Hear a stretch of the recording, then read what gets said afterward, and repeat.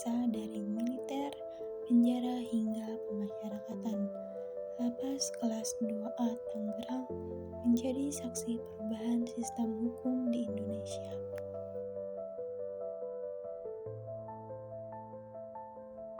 Halo, saya Nindya.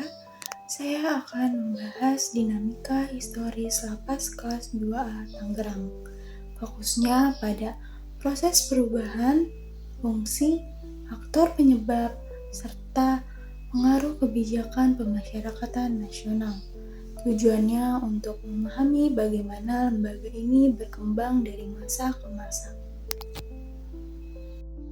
Lapas kelas 2A Tangerang memiliki sejarah panjang dan mengalami berbagai perubahan fungsi. Awalnya dibangun tahun 1928 oleh pemerintah Hindia Belanda sebagai tempat pembinaan anak-anak. Pada masa pendudukan Jepang, bangunan ini beralih fungsi menjadi rumah tahanan perang dan sempat digunakan sebagai akademi militer. Setelah Indonesia merdeka, fungsinya berkembang menjadi lembaga pembinaan hingga menjadi lapas anak wanita dan akhirnya lapas kelas 2A Tangerang. Selain itu, keberadaan museum pemasyarakatan di dalam lapas menambahkan nilai edukatif karena menyimpan berbagai benda dan dokumentasi sejarah. Proyek ini dilakukan melalui beberapa tahap, yaitu pengumpulan data, analisis, dan penyusunan materi. Data diperoleh dari wawancara, dokumentasi, dan observasi lapangan.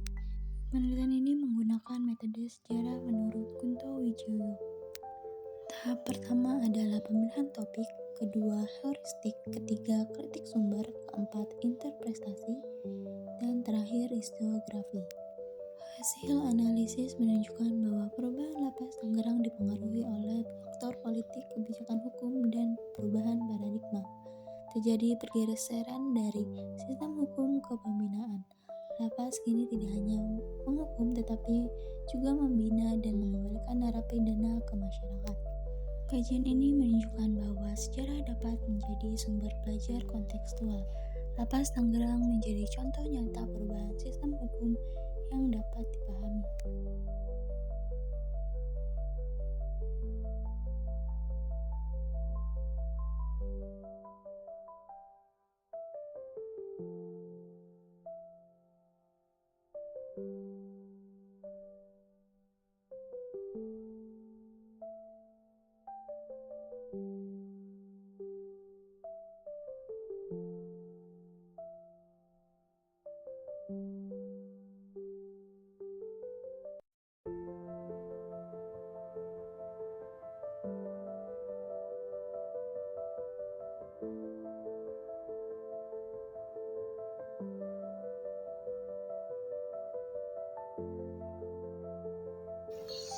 Kesimpulannya, Lapas kelas 2A Tangerang mengalami transformasi panjang dari markas militer menjadi lembaga pemasyarakatan modern.